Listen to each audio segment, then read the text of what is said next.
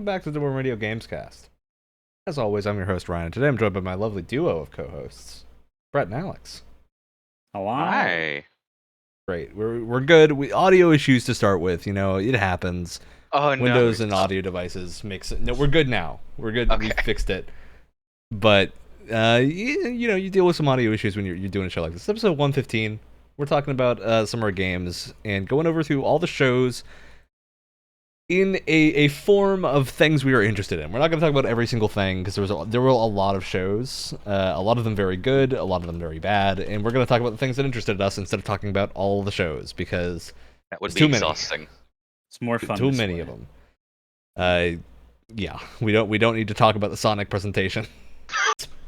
No, we don't. I mean, I could get a kick out of it, but I'd also be rapidly draining my reserves of social energy. Yeah, Summer Gamefest. That's our big news for this month, essentially. Summer Gamefest happened before, at least the actual kickoff show happened before the Xbox show, which we reviewed last week, but because of the fact that the Xbox show was so packed with things, we only did the Xbox show last week. So we're going to go over and start with the Summer of Games show itself, and go through some of the stuff that was shown on that, just to kind of talk very briefly about it. We're just going to go through things that happened in order on that show. Aliens Dark Descent is a top-down Aliens game that had a trailer that definitely did not lead me to believe it was a top-down Aliens game until the very end, when they showed gameplay of it being a top-down Aliens game. Which doesn't really fit the Aliens franchise. They gotta try everything, see if it works at least once. Unless it's tactics and you were playing as the aliens, maybe, and that's like in an Alien versus Predator situation where it's planets of different alien beings going against each other. In my mind. I mean, I'm a big fan of top-down games, but I think Aliens and a top-down shooter are maybe not the licenses that I'd throw together, especially with an expensive CG trailer right beforehand. Like, I think this trailer really was hyping up like an Aliens first-person shooter, which, those have been pretty bad in the past, but getting a good one is something people have really wanted for a long time. So I think getting a new one would have been exciting, and it's another top-down shooter, which isn't a bad thing, but it does mean that like I think this is a lot of competition that's not gonna shape up super well against unless it's really good. And I think a better choice, would be if you're gonna go top-down anything, go top-down survival horror. Because like as I'll talk about later when we switch topics a little bit to some other stuff, like those have been doing real well, and it's like at least right now I think the genre is in a place where it's not like oversaturated. You put like a good alien horror game in there, like Isolation style, and there's your AAA slice of the pie for that genre. But yeah, people be in for that. Top-down shooter. Speaking of the aliens, oh my, what's it called? ID of the aliens, yeah. Speaking of the IP, yeah, aliens IP. Good job. has there ever been a game with the Prometheus setting in mind, or geared more towards that?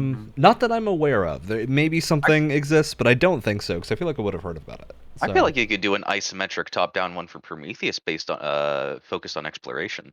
Yeah, I think it's just when you throw in the aliens more direct like space setting and you have all the lead up to be a first person shooter. I think people expect like a survival, not a survival, an action horror first person game, which is, I probably wouldn't have been interested in this game either way, so I'm not really upset by this, but I think a lot of people are probably not super interested in this just because of the genre mix. I think is not necessarily a good fit for this. We'll see when it comes out. We don't have a release date yet. It's in 2023. Moving on. Call of Duty Modern Warfare 2. It looks like more Modern Warfare. More Call of Duty.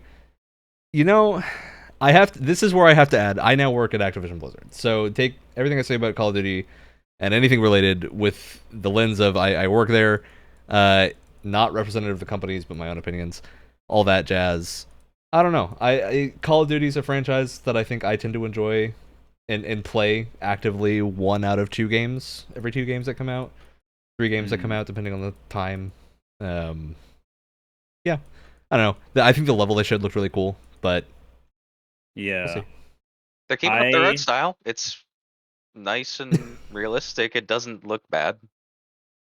I am someone that just kind of like I'll only really get sucked into a Call of Duty if it like really like just stands out as something cool. And Modern Warfare Yeah. 2019 is the first COD I got since Black Ops 2 where I was really like actually interested in playing it because that like the way they were handling realism in like an arcadey Call of Duty game kind of mix was really well done, I think, in that game, both in terms of, I mean, like campaign wise and multiplayer wise, at least mechanics and like mission set pieces. I know there's some story details that are a little nebulous in terms of Yeah. morality but with this it almost feels to me like a little bit of a downgrade. We don't have a lot of the things that we've seen in Modern Warfare 2019 that this is supposed to be the sequel to. I mean, otherwise why would you put the Roman numeral 2 next to it It's gonna be a and have direct all sequel. the It's same not like characters? a remix or anything. No, it looks like it's going to be a direct sequel because it's got all the Hmm. same characters and everything. It's going to have Warzone 2 bundled together with its release in some way, shape, or form. But we don't have the mounting system anymore. We don't have the double sprint or the super sprint that people like to call it. I didn't even. And What was that? Was it's that a so thing? when you're sprinting in Modern Warfare, you can press the sprint button again and run even faster. Uh, Bizarre. It yeah, doesn't cancel out it's the sprint. It's no, it's just more quick. I know it takes you longer to ready your gun after doing a Hmm. super sprint than a regular sprint. So it's a different tactical option because like they added it because they have ground war in that game. So the maps are really That big. makes sense. So Yeah. if you're not in a vehicle and you just need to get between two buildings really fast and you're not worried about shooting a bunch of people on the way, you're just gonna put your gun over your shoulder and start running. Um, but it seems like they've abandoned, like, kind of the cool little extra movement options that they had, which is a little bit of a shame because it those felt like more yeah, they're like 75% like, eh, done, but, like, another game with them in it could see them shine really well, and now it doesn't look like we're gonna see that, which is a shame. Um, and also for me at least, you know, this game is gonna be $70 base price on everything. This is on Steam. It is $70 at release. This is not a We're $60 out of release the price era game. of the $60 AAA Yes, titles which now. is a shame because this, at least to me, I hate this inflation. well, me too, but this does not look like as much of a next gen game as I feel like it could. Like I wonder they if so I don't work on any of the modern any Call of Duty stuff, so I don't have information about a lot of this, but I do wonder if some of these cuts are to hit like 60 FPS on consoles or something, because I could see that mm, being a thing of maybe one of the last games was chugging a little bit or something, yeah. or maybe how much physics they have going on. But yeah, I'm very curious about this because I think this is the first Call of Duty trailer of gameplay in a while that has kind of grabbed me. Yeah. Um, because usually, like, I don't know, CG trailers don't tend to do a lot for me. I'm not a I Especially want for to see the COD. game in action. Yeah. Yeah. It's like I'm sure the story will be fine. It's going to be a Call of Duty military story, and I'm totally fine with that. But I want to know like what's the gameplay stuff? Is this going to be more classical? Are we getting a faster paced game? So yeah, I'm Yeah. curious about this, but I think we'll see. I'm surprised it's this soon, October 28th. Did we have was this game announced earlier or not? No, this game I think was leaked earlier, and it might have had like a teaser announcement, but like a couple months ago, Maybe. it was leaked or rumored or something. And then I think like a week or two before the Summer Games Fest, there like the Twitter put up just like the letters Hmm. MW2 up in a picture, and then everyone was like, "Yeah, we know." So Yeah, we it was figured one it of out. those. Yeah. I'm looking up when Vanguard released. Yeah, so this is less than a year between the last two COD games, and in different studios, obviously. So hmm I think maybe that's why this is bleeding together for me. Is Vanguard still feels very recent. I think especially Yeah. because COVID has kind of had this effect of everything feeling longer than it actually is. So yeah, I wonder. We'll get to it soon. We'll see. Moving on to Cuphead: The Delicious Last Course, we finally have a release date. It's June 30th. It's coming to everything. We know there are more animations than the entire base game in this DLC. Oh God. Why? Which is only $8. Jeez. Why would they do this? They said Because they basically they can. their response to that was literally basically just because they could. They were like, "Hey, we like this game. It sold well enough that they didn't need like an immediate injection of money to keep going, especially because I think they're under Microsoft's banner now. Nice. I believe. I could be wrong about that, but I think so. That sounds right. Yeah, I'm excited about this. I think I haven't finished base Cuphead yet. I got through like 2/3 of the way through that game and just kind of stopped playing for whatever reason. But this is a good push to go back through. I think the gameplay is very up my alley. All right, any fans of Dead Island here? Nope. Great. Not really. That was a joke that relied on Wyatt being here. Goat Simulator 3 was announced with a trailer that is literally just the Dead Island 2 trailer from a while back. Oh, no way. Yep, it's the Dead Island 2 trailer from a long time ago, and they build it up as a crazy sequel that's coming out. They also just skipped Goat Simulator 2. They did. That's They did wonderful. do that. That's wonderful. How long has it been since the original Goat Simulator? A good I feel like while. It's been like 10 years at least. Has it? They're making. I thought it was 2014.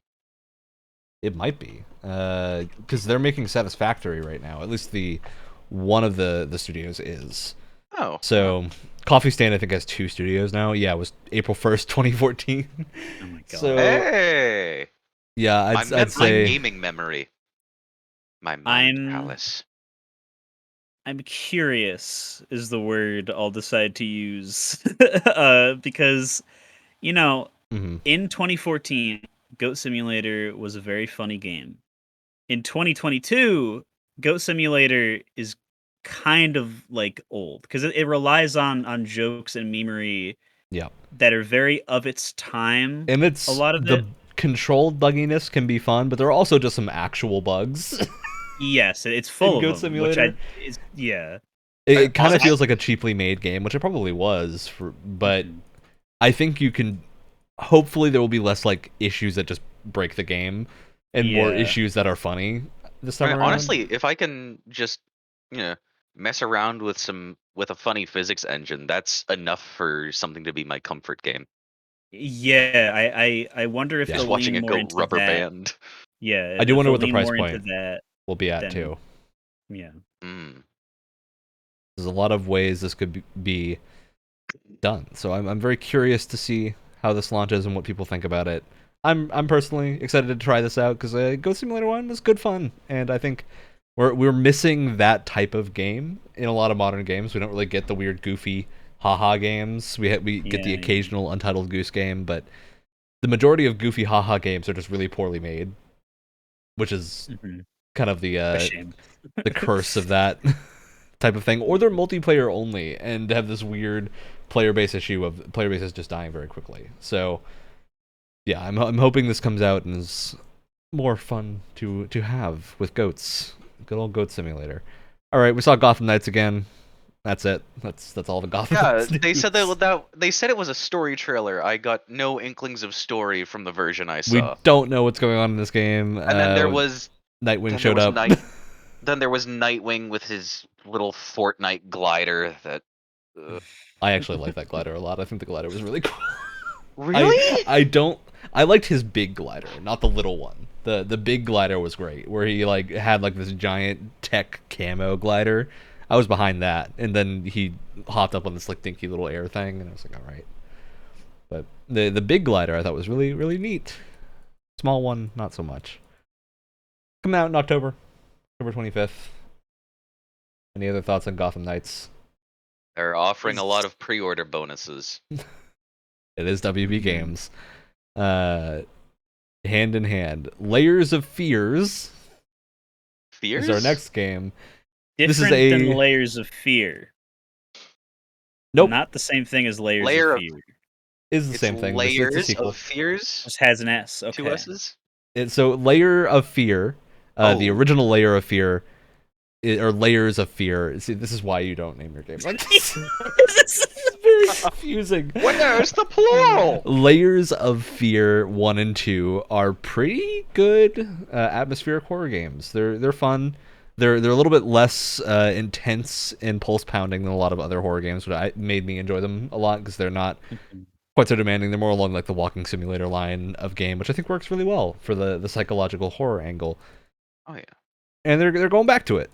They did the medium between the last one and this one, and they're rumored to be working on a Silent Hill thing. Whether or not that's true, we'll see. But yeah, because I feel like this might kill that rumor. Yeah, but this to me at least, this feels like that dispels that entirely, because Bloober Team never really has come across as like a big multi sub team studio. Yeah, you know. And while it like at least visuals especially, like they could visually pull off a Silent Hill game pretty successfully, I think. Why do two things at once that would be that similar? It just seems a little weird. Especially this quickly after the medium, because that I think that implies they were already working on this while the medium was in development, and so that to me is kind of a black mark against that rumor. But maybe they were working with the original creators or something, and some weird things going on. Give me more Silent Hill, please. Keep the dream Good alive. Silent Hill. I want Silent Hill. I want another dog ending. Give me a dog ending. Anything with a dog ending is a better game. I'll say Layers of Fear's trailers did sell me on the game, I think, because it showed some really cool organic horror environments, which I always like. But the first two games were pretty good, not amazing, so we'll see.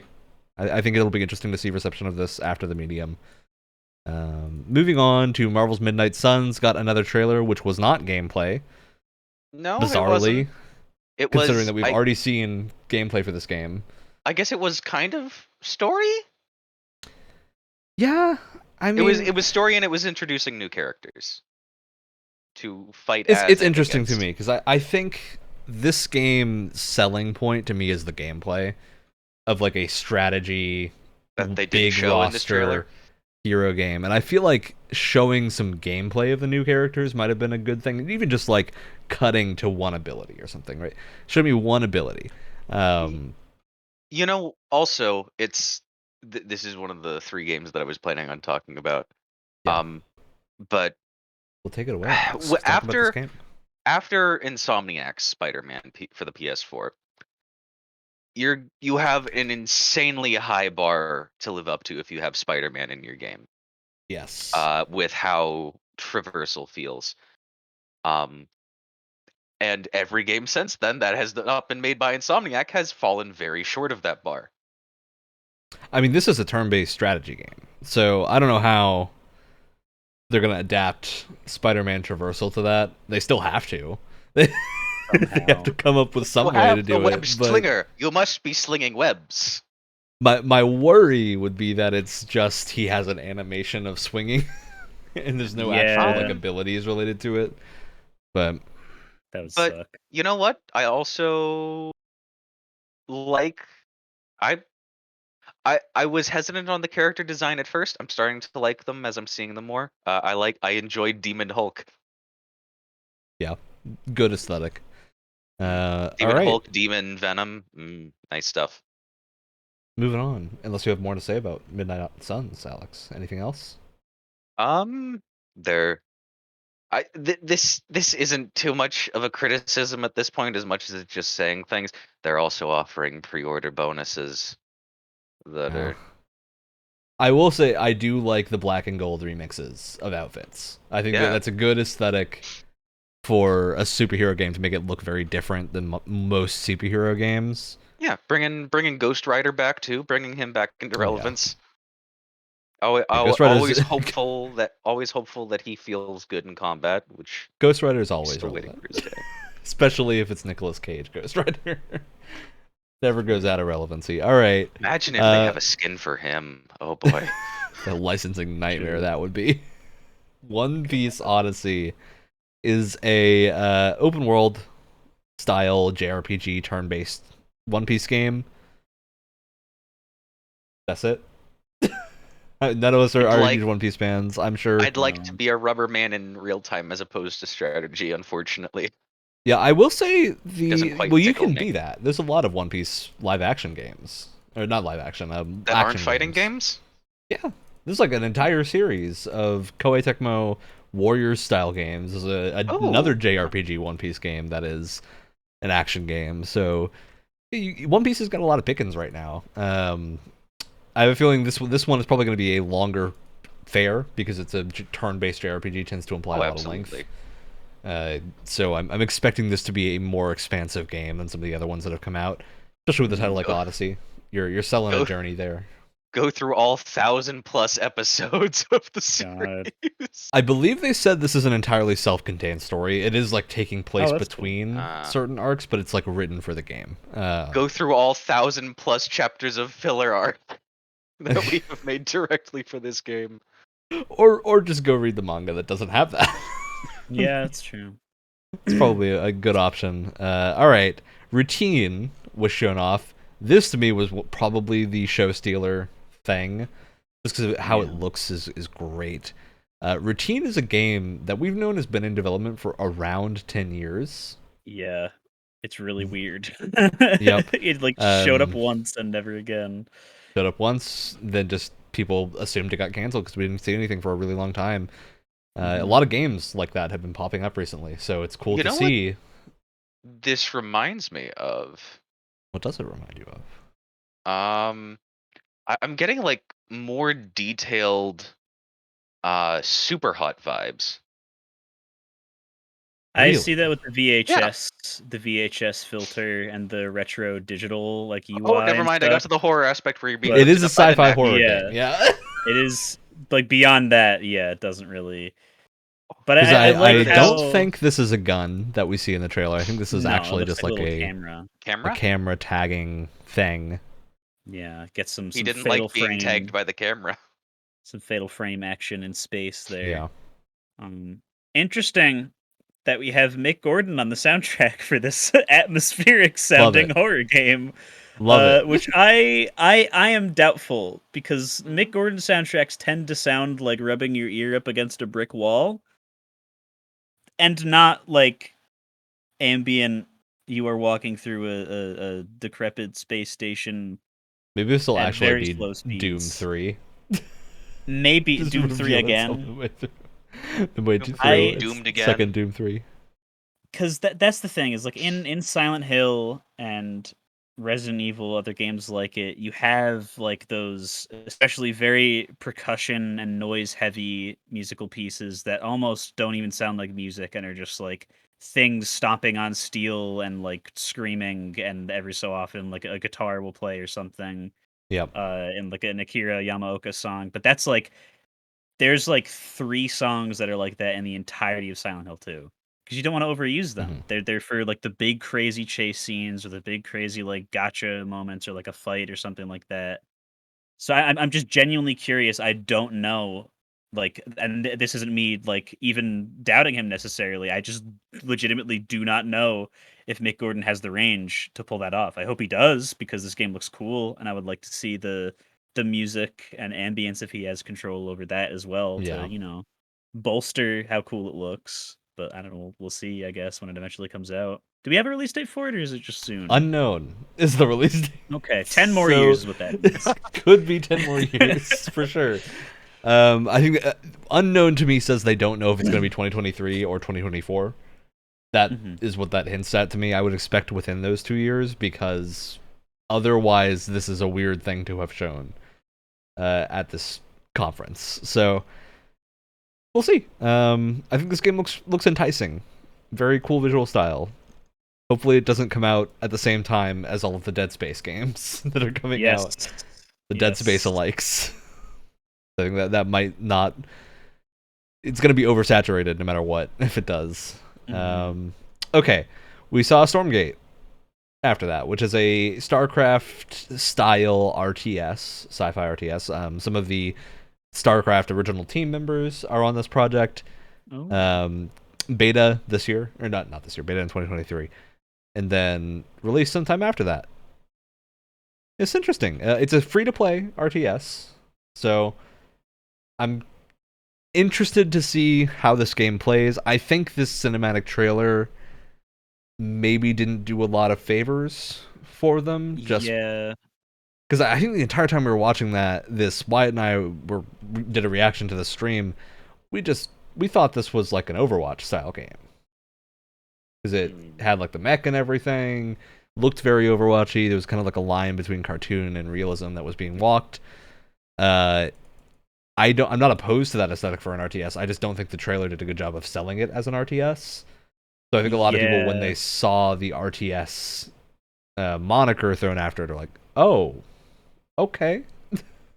For a trailer, like a CGI trailer for anything that isn't just like direct action, I feel like you have to have like some Action, like semblance of atmospheric gameplay. horror.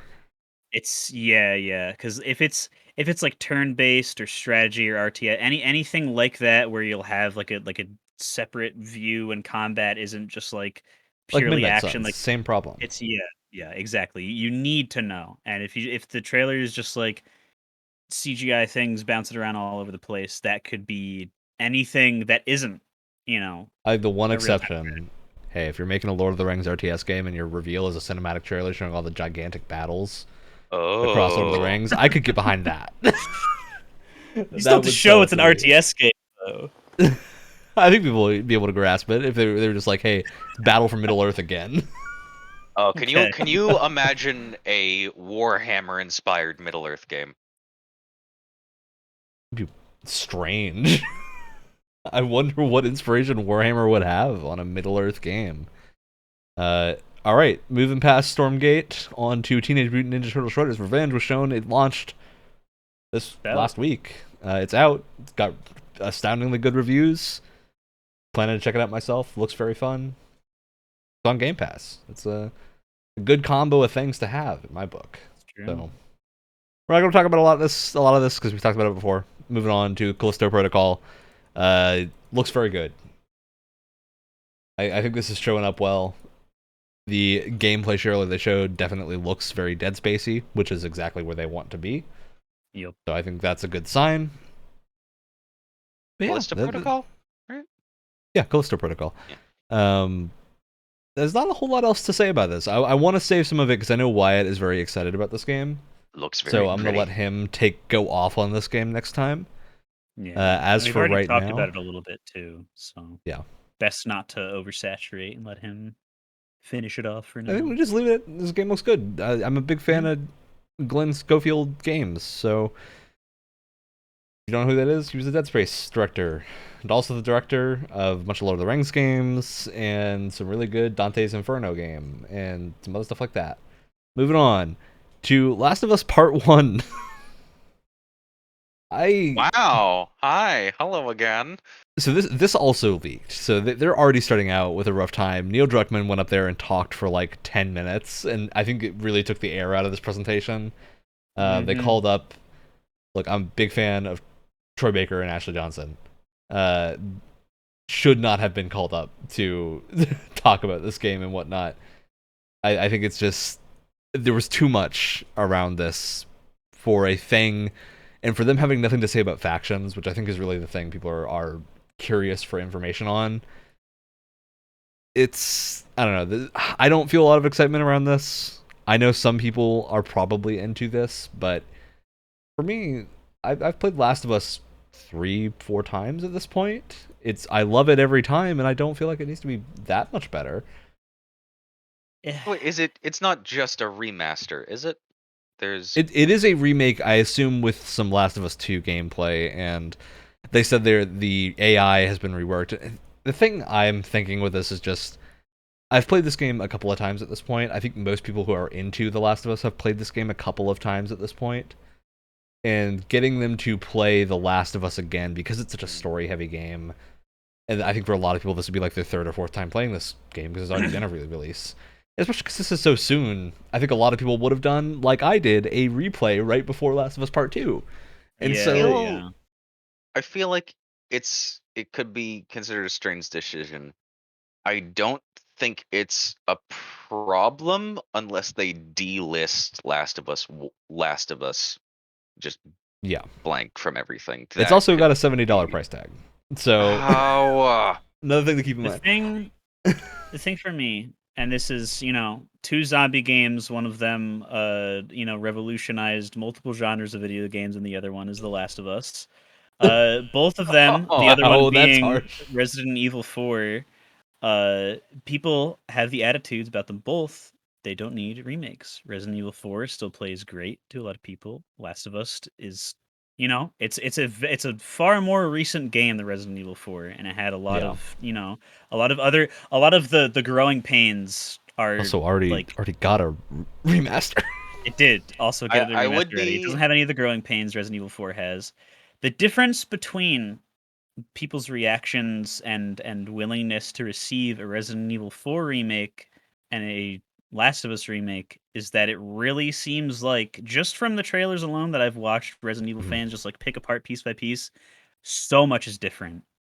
It seems like they're even can't just transfer Resident Evil 4 1-to-1 because it's too old. It seems like they're going with a similar attitude to the original Resident Evil remake on the GameCube, where they said, this is a horror game. It's a remake of a horror game. If we just make it 1-to-1, people are going to know where all the scares are. We have to so make they're changing It's the same logic behind the Final Fantasy remakes. If if you remake the same game again, people aren't going to have the same feelings because they already played that game. So let's make a different game. That's good. That they're changing around the scares. Yeah. Exactly. Yeah. And okay. I might have misread the tone. I thought you. No, you're following. You're good. But that's why I think it's weird, and why I understand people's like apprehensiveness towards Last of Us getting a remake, where it's like, does this actually really need one, or is it just in need of like ports to places that it isn't already? Because does it like a new patch, a new update? Because I know certain games, when they become popular again, or when like it's been 5 years and a bunch of new like sequels have come out, like certain games, depending on how cool the developer is, will just like get a hotfix that'll like add little things or whatever.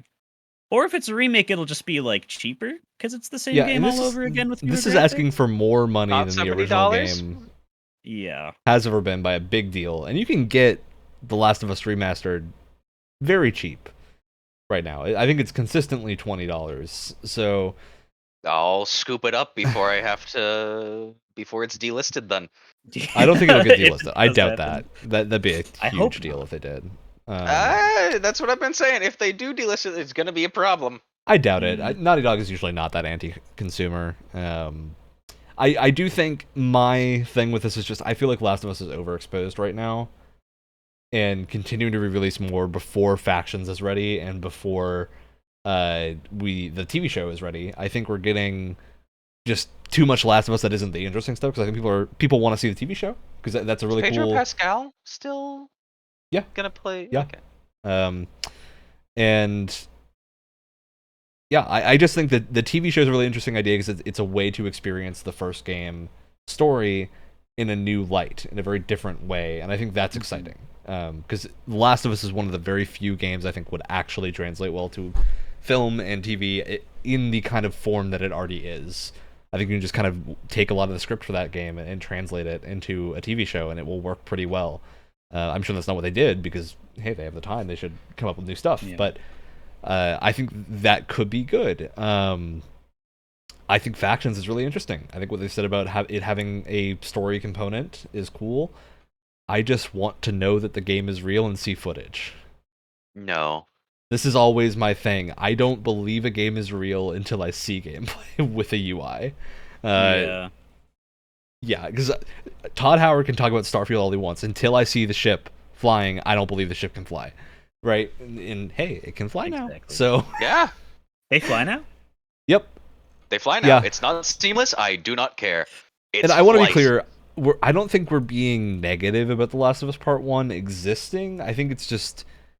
Or about the game itself. I think we're just being concerned as to why it exists. Yeah, right? the remake specifically, not the... Because I love Last of Us 1. I harbor no bad emotions towards it until the original gets delisted. Let's hope that doesn't happen. All right, moving on. We saw Witchfire again, which is very exciting. Early access coming this year. A really, really cool game by the minds behind Painkiller and Bulletstorm. It is a action roguelite FPS thing that looks great. Very into this game. The only hang up I had is I think the audio for some of the weapons, like the impact of them, was a little weak. But that can totally be changed given time. That's one of the things that tends to happen last for FPS is that feel of impact, especially in indie games where you just don't have the time to commit to everything. So I'm hoping that is the one part of this game that gets some more attention. Love the aesthetic. I'm always excited for FPS roguelikes because I think they can be really fun, and they tend to not be great. There's a lot that aren't good. There was a small handful that are really good, and they're some of my favorite games. Like Gunfire Reborn, RoboQuest are all great. So hopefully this joins those ranks and is really good. Gameplay reminded me a lot of Destiny. Looked very Destiny style with how the weapons.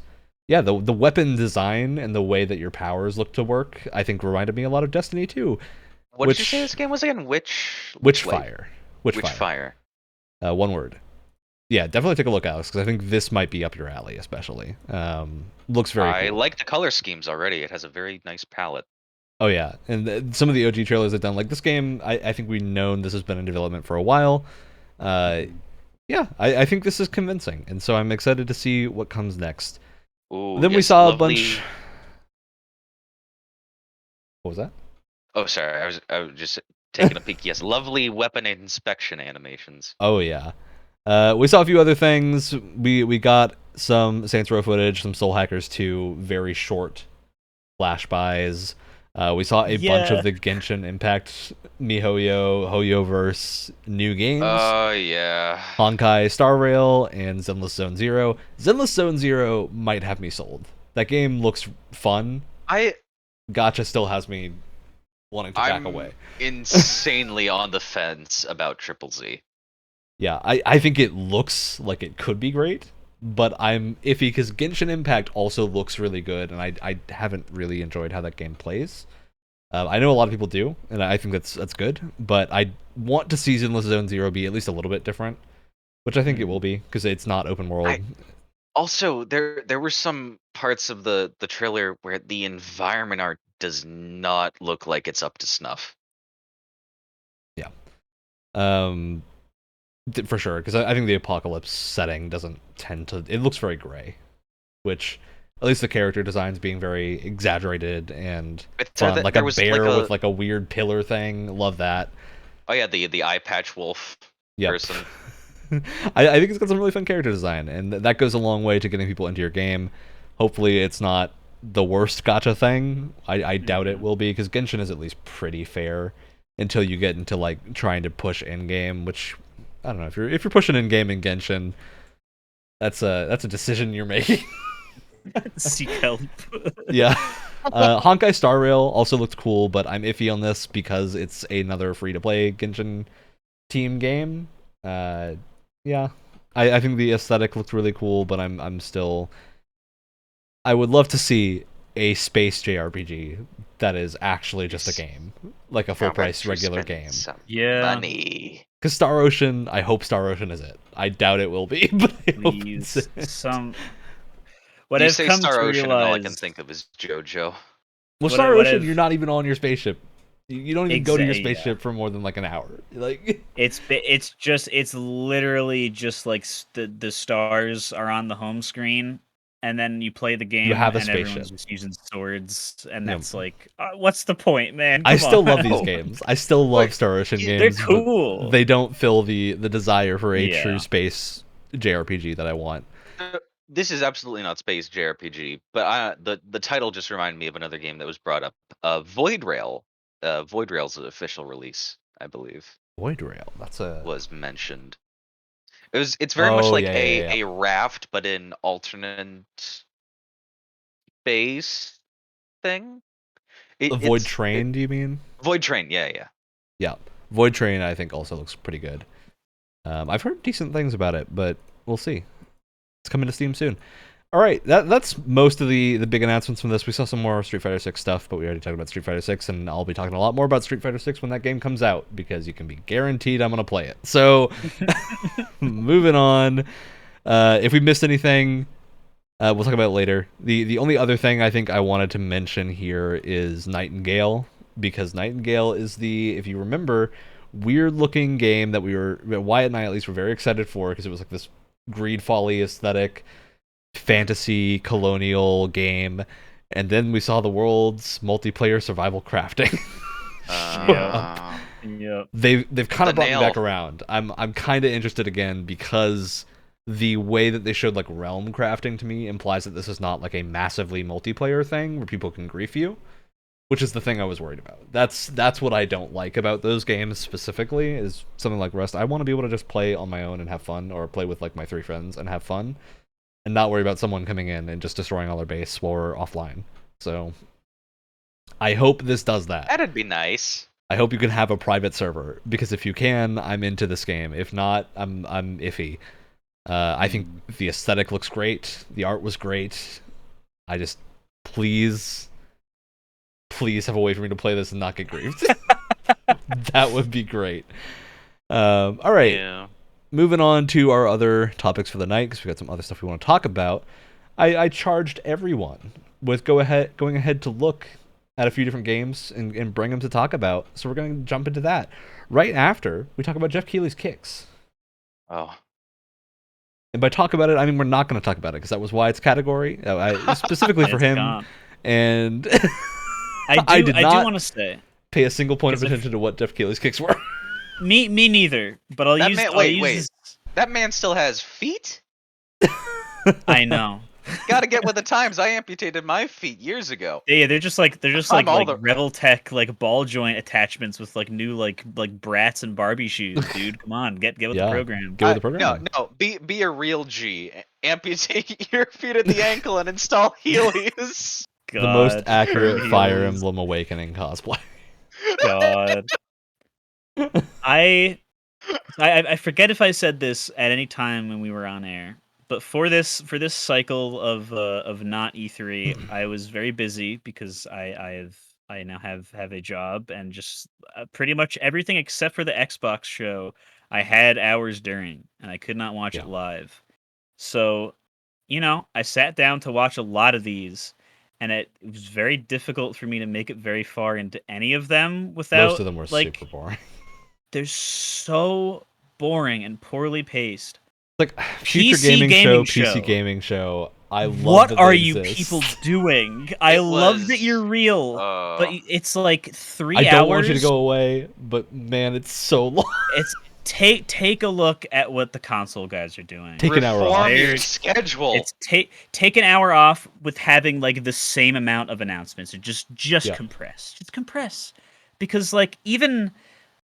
And please make the developers have a script or something, or at least come up with what they're going to say before. God. Well, make them have a script. Make sure that even when it's scripted, it doesn't sound like it's awkward and not unless it's oh Yosef my Fares. Yosef Fares can say whatever he wants. He's immune. He's immune to the script. He writes his brain while he's talking. Yeah, much like we do. I think the attitude I get is that they really want to show off the leads and the people making it. I get that desire. They are often not the best people to talk about your project. There's a reason that teams have producers and teams have people that are elected to talk about things because they talk about it better.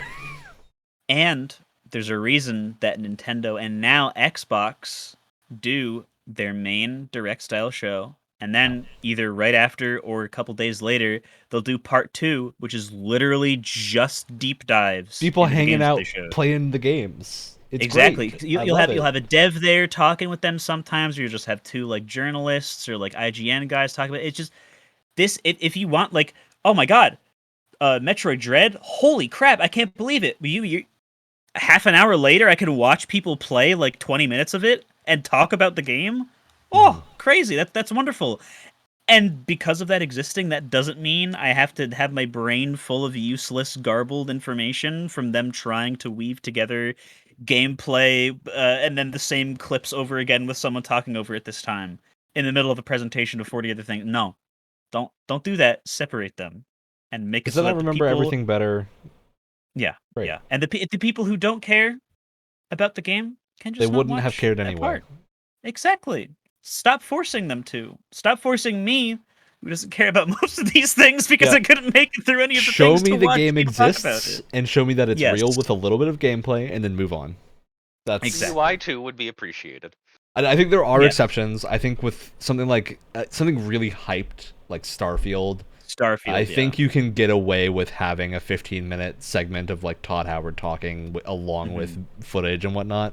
But in any other case, like if it is not on the level of something like people hyping up Cyberpunk, people hyping up Starfield, please stay on the stage for like a maximum of a minute and a half, Exactly, and move on.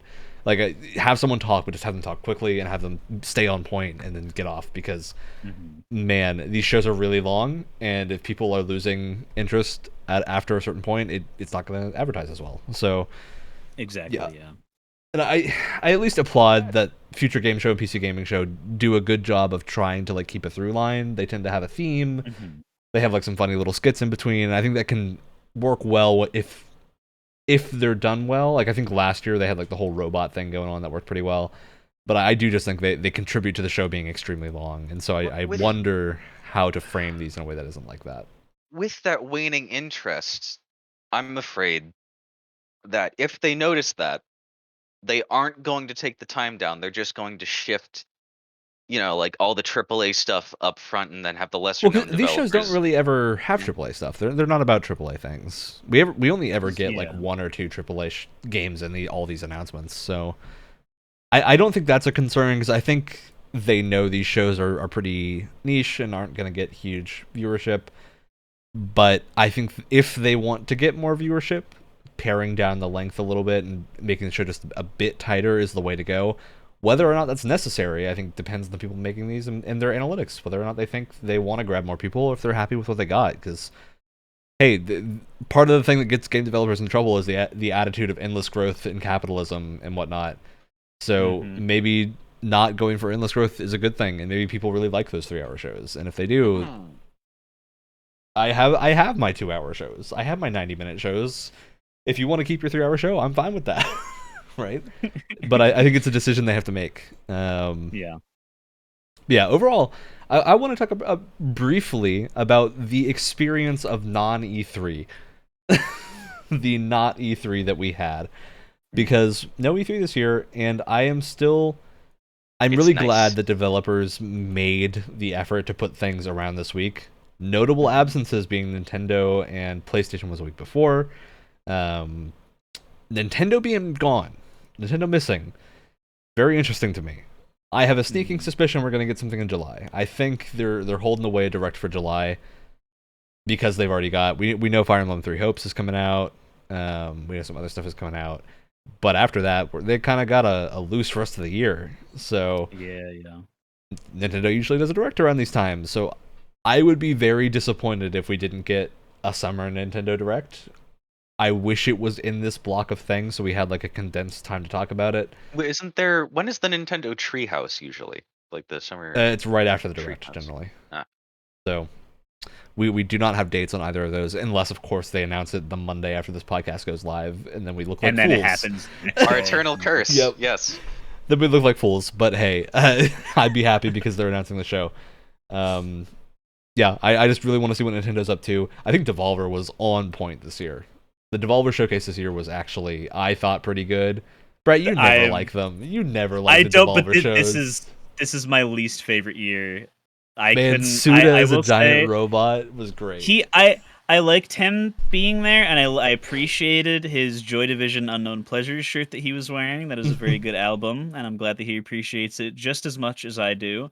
However, you can only get so much mileage out of making a joke about something and then doing exactly that in the span of a half-hour presentation for 4 games.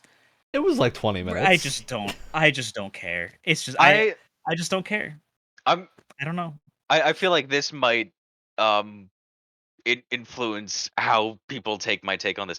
I didn't see the actual show. I just watched the trailers for every game announced. That's the I mean, way the to trailers go. for all the games announced are pretty good. I've played the Angerfoot demo.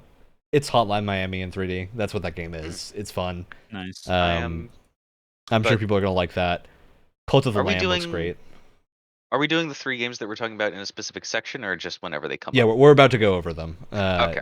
Unless there's something that was in the Devolver show you want to talk about. Well, the Devolver, that is Skate one Story. of them. Yep. Yes, Yeah, exactly. so as soon as we wrap up Devolver show talk, we'll go into Skate Story, and you'll be our first jump into that. Yeah, I don't know. I like the Devolver show this year. I thought it was pretty on point. I think they did less of the doing what they just made a joke about than they did in last year. I think last year it got a little too much of them making the joke about insanely overpriced merchandise and then releasing like a $10,000 game disc online that someone then bought. That to me is the line. That's the line. Yeah. We've Buying gone the too product far. is the joke too far. I wonder if they actually went through with that. I doubt it. I doubt that was a real thing, but maybe it was, and if it was, I'm a little miffed. But yeah, I thought this year was pretty good. I enjoyed most of what they went through. I think they kept the shenanigans tight this time, and it seemed like they were trying to at least talk about something. So I had a good time. I'm glad you. I hope they keep doing these. I'm glad you like that for me, Brett. Regardless of their presentation, I feel like the Devolver game, like games that Devolver publishes, always manage to be such beautiful art pieces. At the I very do think that least. they lacked the Inscription heavy hitter this time. We didn't get like the one game that like really made an impact, but you can't have that every year. That's games come and go. So I'm glad that they didn't try. If this was a part of like the PC game show or something, they tried to mush this in the middle of that. horrible. My computer would be on fire. They're like Horrible. our system would be it would be horrible. So and because I want to keep on the not E3 topic for a little bit because I All kind right. of appreciate that everything was its own separate little thing to where it's like, oh, I don't have to. Oh, today's the Xbox, Bethesda, and Borderlands and Marvel Day, so time to sit down for 6 hours to make sure that I know all the things for the podcast. Oh, It's like oh, I appreciate that this compared to last year especially, or not last year, the year before that, where we had the similar scenario Yeah. of no E3 and everyone was kind of forced to do their own thing. But then because it was such short notice, it was hard Nobody was for the ready. individual. Exactly, no one was ready. It was hard for the individual like consoles and developers to really like pull their stuff together for Yeah. like a presentation. This year I think proved to me that if E3 happens again, it kind of has to happen exactly like this. Because having things on just like different days, very just like their own little sections with I really think nothing 2 tying them weeks is together. like the time frame they want. 2 to 3 weeks of It's just like condense things to that window, hmm but keep some essence of excitement here. And yeah. look, E3 has said they're gonna have a conference next year. We'll see. We'll see about that. That's buddy. what they said last year. I'd be Yeah. fine if they didn't, because then studios can just keep doing their own thing. Well, it's just like hmm at this point, I think this is the time that really begs the question of what does having an E3 add, and if developers can continue to have things in this time frame, I think we won't lose the excitement of E3. And that's Yeah. the thing that I think would really hurt things like sales, is just like having a time of the year when people know to look out for games news. I think is what will get the average Joe who doesn't generally listen to games news excited. Like this is when hmm you'll hear people that don't generally follow a gaming podcast or something will probably be interested in what's going on. Which, hey, if you Yeah, don't, I hope we keep you that. should. I know a good one. It's this one. All right. Yeah. All right, Alex, you want to bring us over to Skate Story? Talk about Skate Yeah, Story from the Devolver absolutely. show? You are a demon made of glass, yet you must skate. Um, I love this concept. I it's so pretty. God, they always manage to make art pieces. They always publish such beautiful things, Devolver. Um, And yeah, this one looks like this looks like it has a very good amount of potential to be one of my comfort games, where it just has, a flow state that's really easy to get into and enjoyable to play. And even if you fail, my goodness, look at that! There is a very Some cathartic beautiful shattering destruction. animation. Yeah, I love me some procedural destruction and shattering things. You should see my YouTube recommendation list. It's all just panes of glass falling from great height. Yeah, I think this game also looked great. I'm very interested in what this will play like, because I think that's the thing that maybe didn't come across super well. I I have think a feeling it's it probably looks pretty similar to what they showed, and yeah. it just is hard to grasp a control scheme without having it in my hands. I feel like I'm not entirely sure if it's going to be just 2D or a little 2.5 with some forward and back action. My sneaking Um, suspicion is that this is going to be kind of like a Sayonara Wild Hearts mm, situation. It might yeah, change a little bit depending on what area of the game yeah, you're in. So yeah. that's fine by me. I loved Sayonara Wild Hearts. One of the best like short games that really knew how to utilize its length well and not overstay its welcome. So I would love to see this kind of in that zone of game, which is what it looks like. So I'm interested in this. I think we need to see more. Oh Did we yeah. have? Did we get a release date on Skate Story? I'm not sure. Let me Find out. check. I took screenshots just for this question. 2023. We don't have an actual release date yet, but that's a good enough window for me. It. There is more info on this game out than what was in the show. Oh. I see him talking to someone, and there's dialogue. There's actual dialogue on the screen. Really? And he's walking around. Huh. He's not on a skateboard. Ooh. Skateboard in his arm. So I do wonder now what this is going to be like. Save yourself by doing a perfect kickflip. Love that. Good tagline. I was going through my photos to remind me of the games that I wanted to talk about, and I went back to Midnight Suns, and it's finally hitting me just how big Wolverine's helmet is. I do. So this That's description, massive. I'm gonna go ahead and read this description out because this is leading me to think it is probably 3D and not 2.5D. Skate through the 9 layers of the underworld. Cruise through streets and surreal landscapes full of waxed ledges, unholy gaps, and tortured demons. Push your way through precarious paths and tread free-form skate spots. That sounds Oh, 3D. okay. Discover and Interesting. create your own challenges as you explore the world and master your board. Succumb to the beauty of the board. Sell your soul for decks, wheels, and trucks to keep your skating fresh. Over 70 skate tricks to progress and improve. Complete skate trials to level up, learn new tricks, and get new gear. Destroy Oh, I'm vicious demons with your 100% getting 360 this flip, game. or at least impress them. That's me even more excited. If this is actually Oh, I just have like to an get this now. explore the underworld freeform skating Please. game, Wow. just as interested as if this was a very pretty short cool. Sayonara Wild Hearts experience. Yeah. Mm. Love the aesthetic. I love that they're not going for hyper realism because there's so many skate games that are just poorly done realistic graphics. I think this glass shattering is a great way to get your money's worth out of a wipeout. I'm when I get it, one of the first things that I am going to do is try to get myself bisected on the ledge of a building. God. Yep. All right. Hey, Brett. Hello. I see a sneaking little thing added to your spreadsheet over this that I also want to talk about. So I'm going to pull it out to talk about. Called Neon White. Okay. Neon White is a little game that I think has had some curious reactions. It's out now. You can go play it. It is a first-person speedrunning game where the whole gimmick is you have cards that are your weapons, and you can either use it or discard it, which discarding it does like a parkour move of varying types based on the weapon. Yeah. I can't wait to play this game. I'm probably not going to be able to play it for a little while, but I am very excited to give it a try when I do.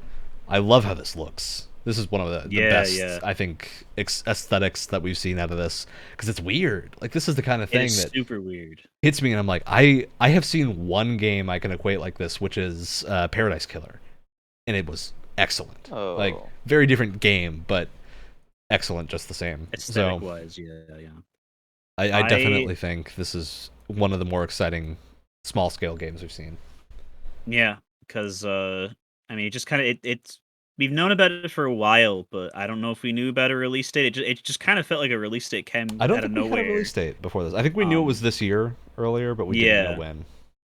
but I've been watching. I'm watching some friends play it, and the gameplay itself looks really really satisfying.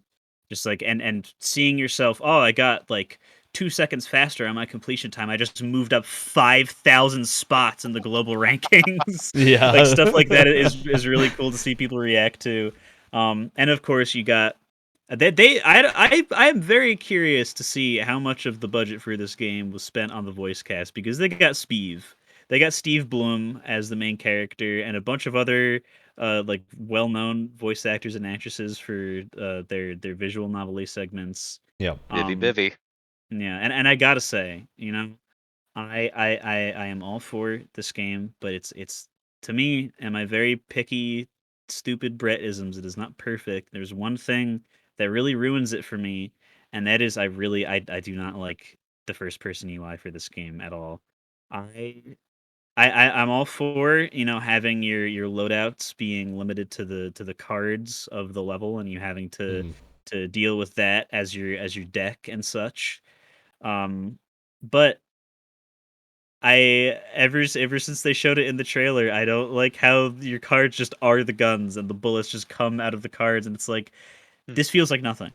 It feels like Give me even like a when PNG of a gun or something. exactly, Mm. just something. Like every like the most important part of like the visuals for gunplay in a first person shooter is the gun. That's where like, you see like the thunk of like whatever you got the pump of the Mhm. pump action shotgun and stuff.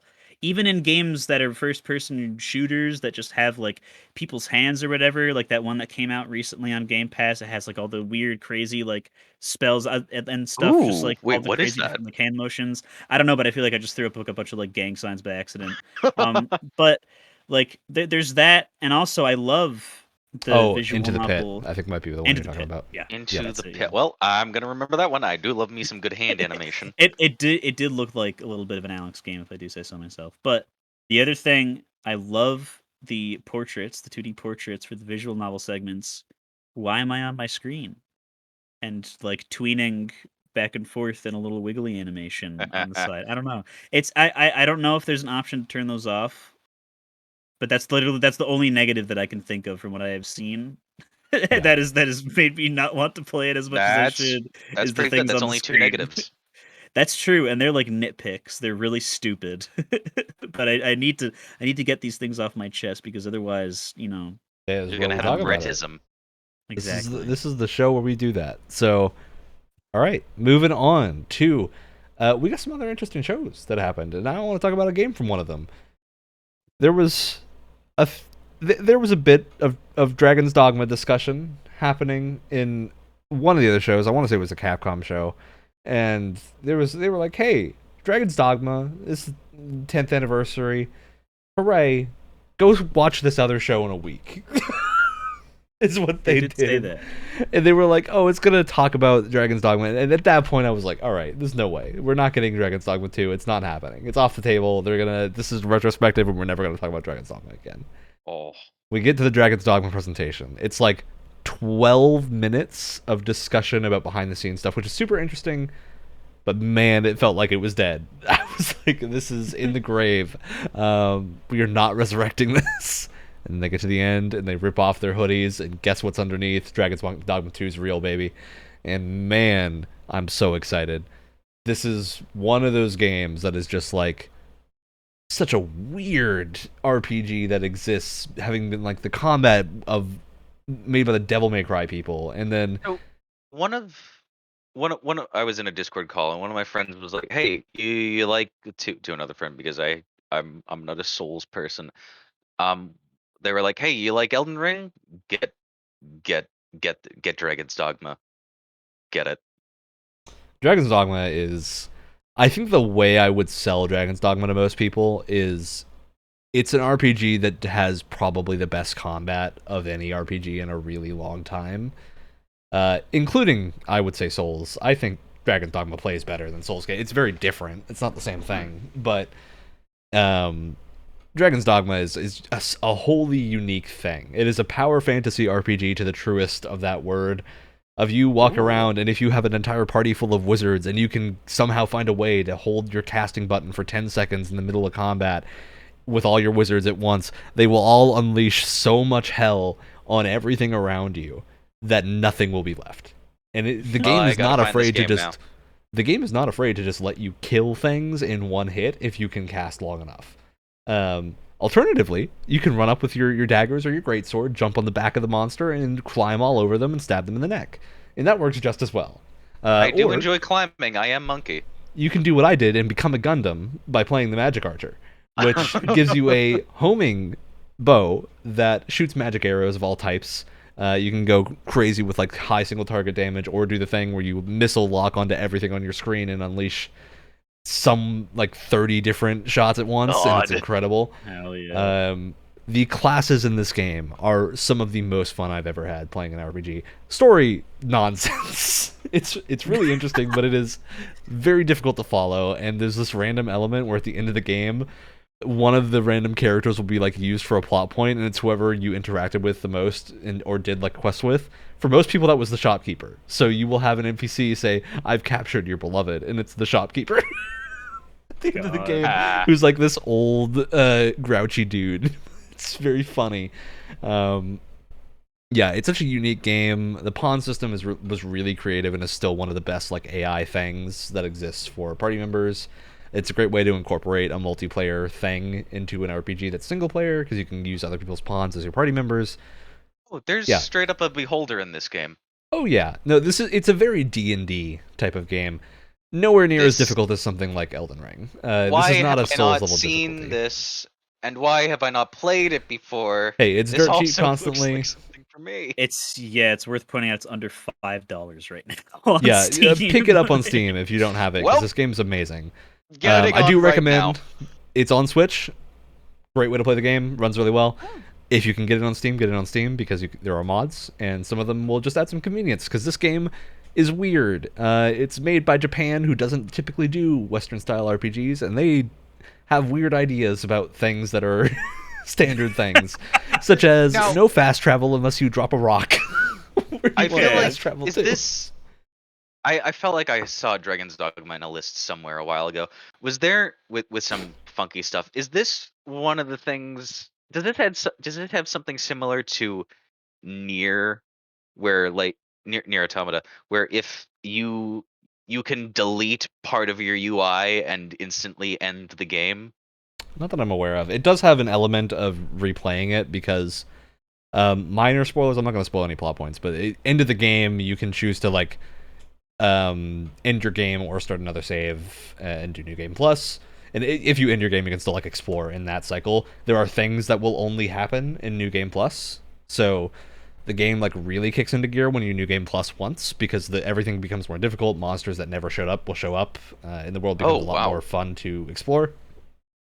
Yeah, heavily recommend this game. It's a wholly unique experience. I can't wait to see what Dragon's Dogma 2 looks like, because anyone that has never seen gameplay of Dragon's Dogma online, go look it up, because those classes look insane. They look like so much fun. Game never came to the West. It's dead now. You can't play it. People are trying to make private servers now, and there's progress on reviving it, but because it was never in English, there's a lot of translation work that's going on, so it's going to be a while. But man, those classes look so fun, and I cannot wait to see what Dragon's Dogma 2 brings to the table, because there's a lot of things. There's like minor issues with Dragon's Dogma that I think with a second thing they can really work out. And if they get that gameplay right, man, it's going to be so good. And the team's all there. So, yeah, I think based off of how good Devil May Cry 5 was, I'm really excited for this. It's probably going to be another 2 years before we see it again. That's my expectation. But we know it's out there. They did not show any footage, so I'm not confident that it's very far along. But AAA stuff moves very quickly, and you go from not being able to show a single thing to being able to show quite a lot very fast. So I wonder how far this is going along. Because we don't know. This could have been started after Devil May Cry 5 launched. It could have been started a week ago. So makes a very big difference which one. We don't know which yet. So no. Took that week to make the logo. Yeah. That's all I got. They showed us a title screen, which looked great, and I want to play it. All right, that's my Dragon's Dogma rant over. Very excited for this game to come back. Okay. Hey, Brett, Steam Next Fest was this week. Yeah. This is a thing we haven't really talked about, but I want to call attention to it because it's a really cool thing where Steam has done this for 2 years in a row now. They encourage a bunch of developers to pull up demos for their games. It's live for 1 week, and I think devs have the option of keeping their demos live or making them private after that week is over. So by the time this podcast is out, it's going to be too late. You will not be able to grab any demos that are not still live, but I have a feeling some of them will remain. I want to call out a few games that are really cool. One of which, for me, Metal Hellsinger. I was pretty negative on this game when I first saw it. I was like, this doesn't look that great. It looks just like BPM. And BPM, it was fun, but it wasn't that unique. I was wrong. Metal Hellsinger's demo is really good. I'm going to eat those words, and I'm going to happily be there day one for Metal Hellsinger, because, man, this demo is like 2 levels long, and I have replayed those 2 levels so many times. It's so good. It has I think the thing that really elevated this over BPM for me is the fact that they're using a Devil May Cry style combat system loop where you gain score, and if you keep your max score up, the music changes to get more intense and the vocals turn on, and cool. That feels really cool. So yeah, I think this worked really well, and the levels are music. The levels are the songs, and the song is the thing playing in the background on loop, and it's a really cool idea, I think, to differentiate your levels like that. So, but you do know that there is going to be a critic who's saying that the soundtrack sucks. Because dude, I'm not a huge metal head. Like, I like a lot of metal, but I'm not I particularly dislike screamo, just because I don't know. I've never got the appeal of that type of vocals.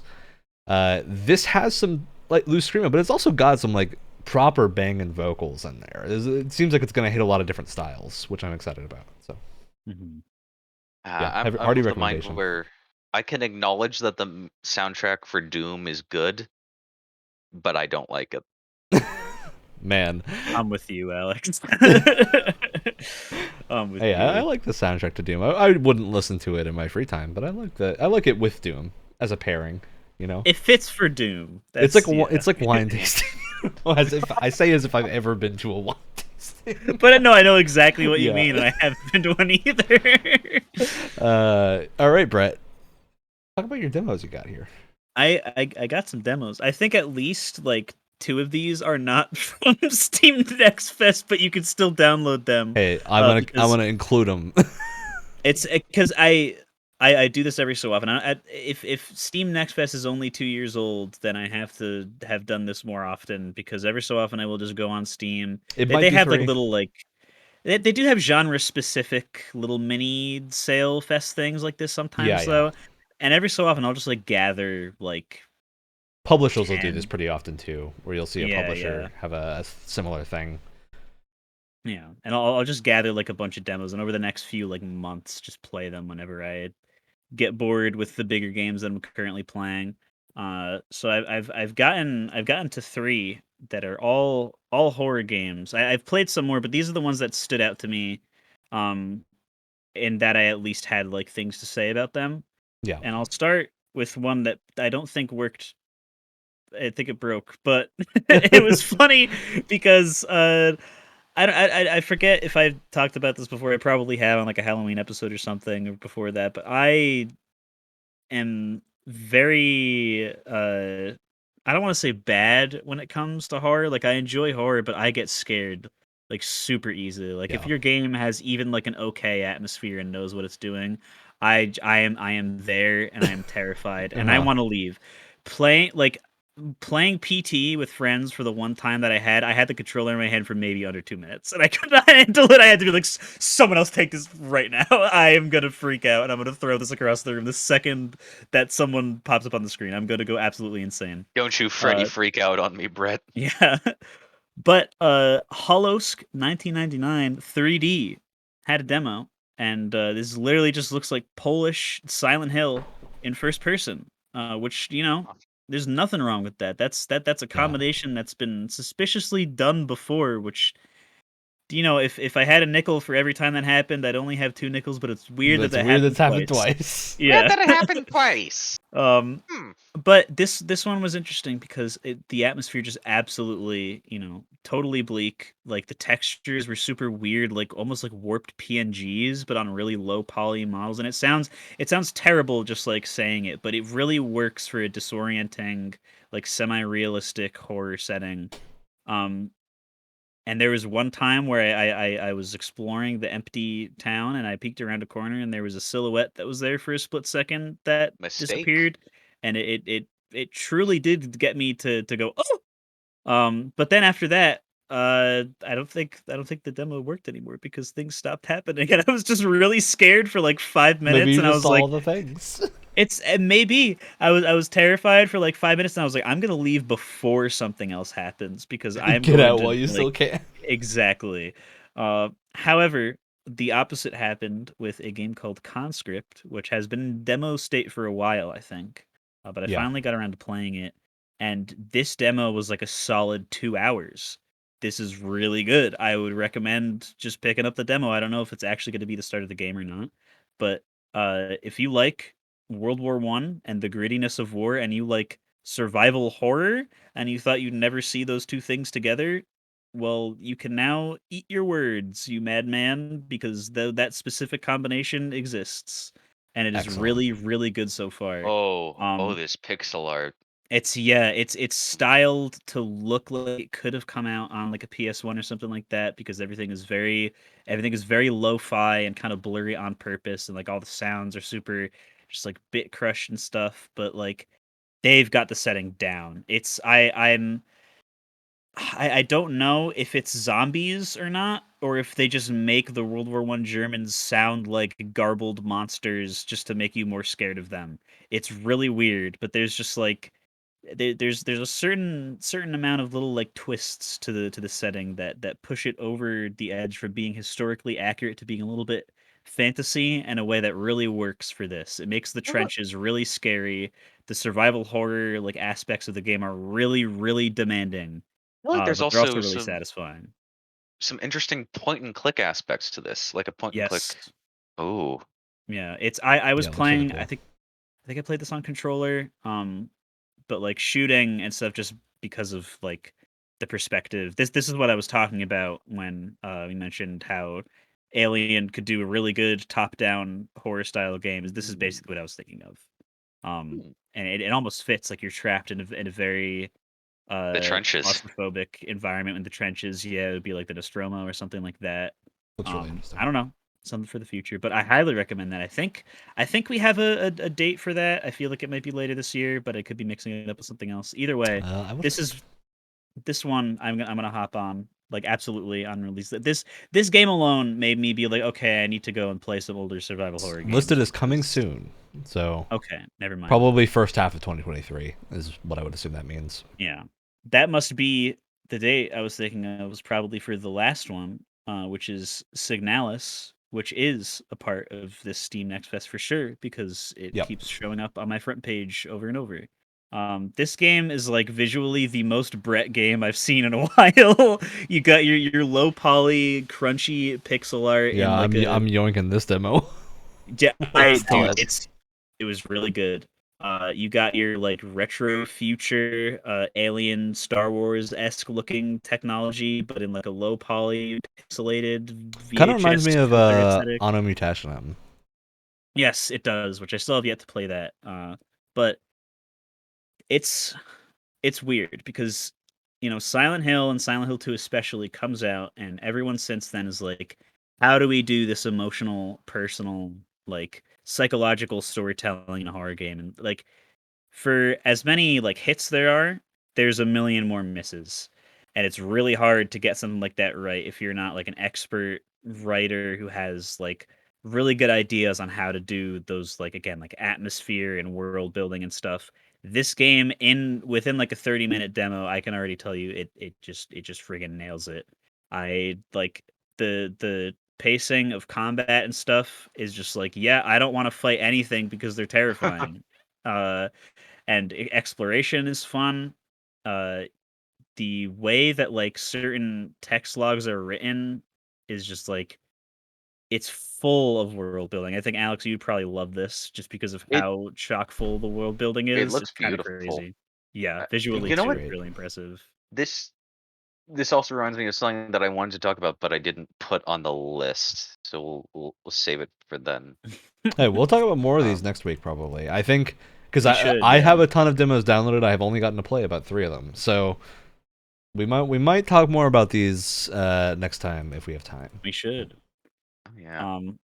But yeah, definitely check out the Signalis demo. I would say this one is coming out, I think, like October 20 something or something like that this Yes, year. soon. It's I mean, you end the demo by picking up literally you just straight up pick up the book The King in Yellow. So if that, Oh if you know, you no! know. Oh And then no! the demo ends with some cool orchestral music. I'm Oh very Good excited to ending. no! see where this game goes. I'm very excited to be absolutely horrified by it.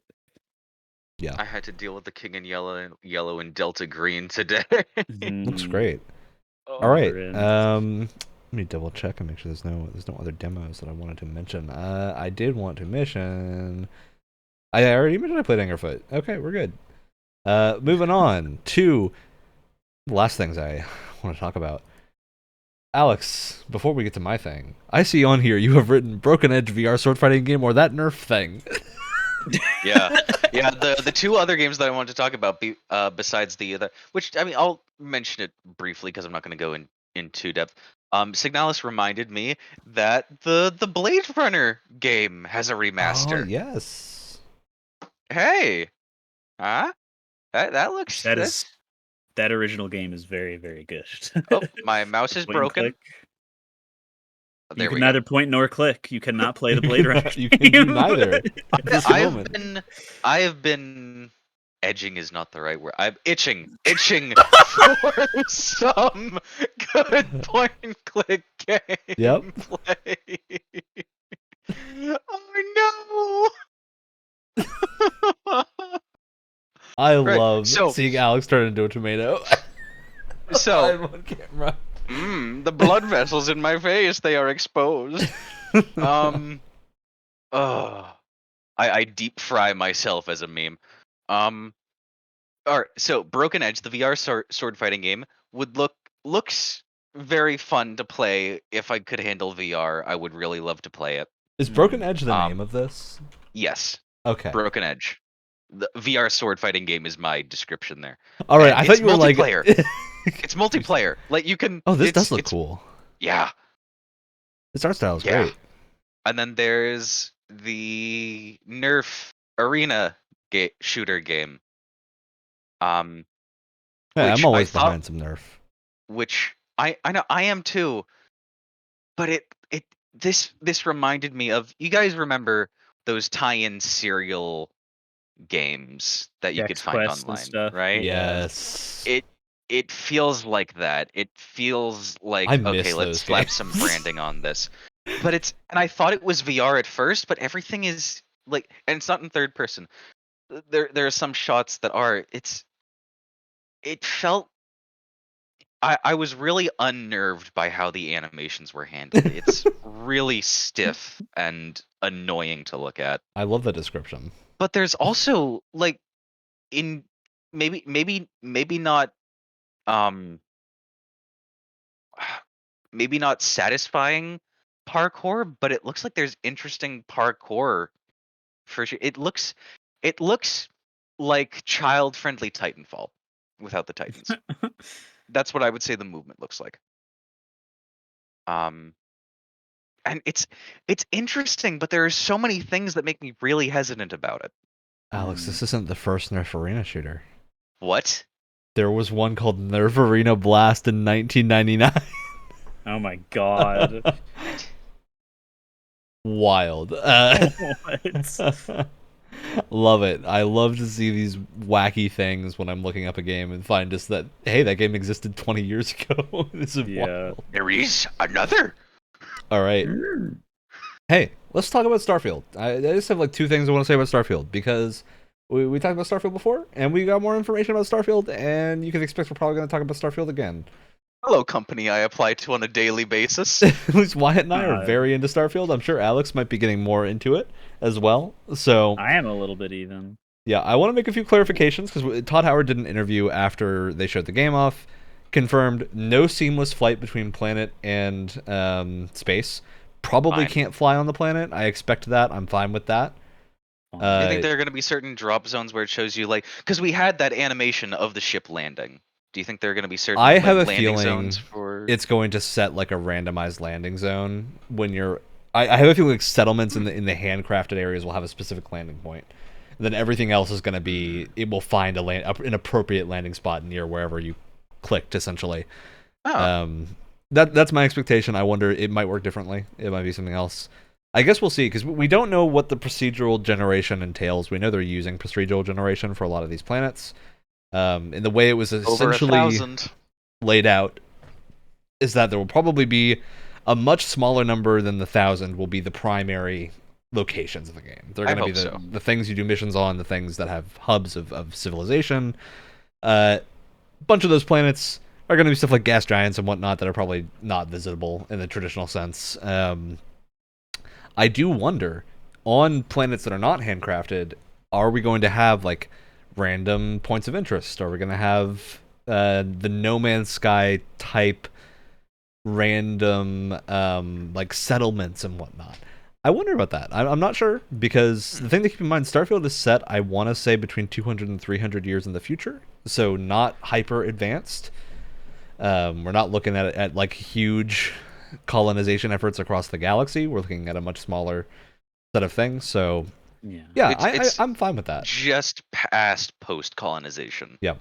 I'd say. I am totally fine with 800 something of these planets being completely empty, as long as nothing makes me go to them, unless I want to go. Yeah. That's like my resources thing. If something did, it would probably be like resource mining. Like, exactly. oh, this planet is rich in this one or specific settlement mineral. building or something like that. I just don't want to be, as long as the game is not forcing me to go traverse procedural generated landscapes too much. I don't want Preston Garvey to tell me another settlement needs my help on a gas giant. I want Preston Garvey to tell me another settlement needs my help, and for me to be able to tell him, no, go get my other people who live on that settlement to get their guns and defend it themselves. You know, I hired people on a base to do that. Yeah. Tell them to defend the base. I put laser turrets on the base for a reason. No, thank you. I'm busy looking at alien artifacts that will alter my consciousness irreversibly. Yeah, I think that's great. All of this sounds good to me. I think as long as they don't get too crazy with how far they spread things out, I'm into this. I love the points of interest that they did show of like this Mars base looking thing. Yes. This crazy neon city, which I think is actually just called Neon from what they've released. I'll tell you what's going to absolutely tickle me pink, fellas. God, I hate saying that. Why did I? You're the one who chose to say it. I really did. I don't know if chose is the right word. Sometimes things just spill out of me. You guys have seen the screenshots for Callisto Protocol. Yeah. Mm-hmm. I want there to be a city half embedded in ice with a dome over it. I wonder, because they have shown off like an ice crystal planet a couple of times in Starfield footage, so maybe you might get your wish. And if I don't get to go there in Starfield, Alex, we know a modding project we should do. Let's make the ice city. All right. Yeah, I'm into Starfield. The other big thing was that Todd announced no voiced protagonist, unvoiced. Good. Thank the Lord Todd Howard. I no longer have to press the sarcasm button. I've been playing Fallout 4, and Fallout 4 is a perfectly fun game, but man, does it fail to be an RPG in the ways that I think a lot of people want it to be, including myself. Just because, like, you have so few dialogue options. You can't have a different personality because the voices are all the same. And that created this issue of they had to script in this very static main plot of you're rescuing your child, which limits your character creation options so much. Mm-hmm. Of now you have to be someone who is this father or mother figure. And I'm like, okay, well, what if I just want to be like a person who's in the wasteland? You know, I can't do that, and that makes me sad. Starfield having the ability to do that and just have these cool traits that decide your starting thing, kind of like Outer Worlds. Yeah, I'm I said the so right thing. excited to explore the perk system and Yep. traits and character building. I love that one of them is your parents are alive and you can go visit them, but you give 10% of your money to them. It's great to That's me. so Oh weird. my god! I love that there it's was a perk. There's one that's you have someone to pay a mortgage on a house. someone found that I love negative perks like that. Someone found that one of the perks is a reference to Oblivion. Of course it In that is. there's a perk later on where it has to do with like constantly jumping improves your speed, but the second Of you stop course. jumping, then you slow down considerably. Like a bunny hopping thing. Love it. Yep. That's Um, fun. yeah, The I only think way to get around. the stuff I've seen conceptually looks really good. I like the way they gun modding looked. I saw some guns that weren't boxes in some other screenshots they shared, which is great. Yeah, I think this is shaping up to be. I think the big Odds thing game. here, keep expectations in check. Expect Yeah. Skyrim in space. I am Nothing else, and you'll probably not be disappointed.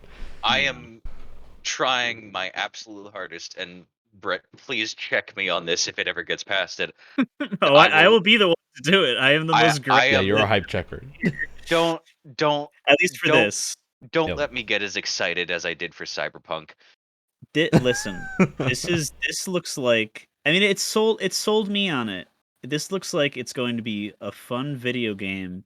I'm This expecting doesn't look Eurotang. like it's going to be the second coming of Christ. This looks like it's going to be a fun video game. Let's keep it to fun video game levels. I'll put it this way, Alex. If you can go play Morrowind and be perfectly happy, I don't think Starfield is going to disappoint you. Yeah. Because, hey, Sweet. Perfect. Yeah, that's my thoughts of like. I'm happy. Look, this is why I'm an advocate of if you ever want to introduce someone to video games, don't start them with new stuff. Start them with old things. Start them with Super Mario 64 or Super Mario Galaxy or something. Put them on something that is not too complicated and is relatively older, so they don't get their expectations all out of whack. If you start them on The Last of Us Part 2, man, they're gonna be disappointed by everything else they ever play. So.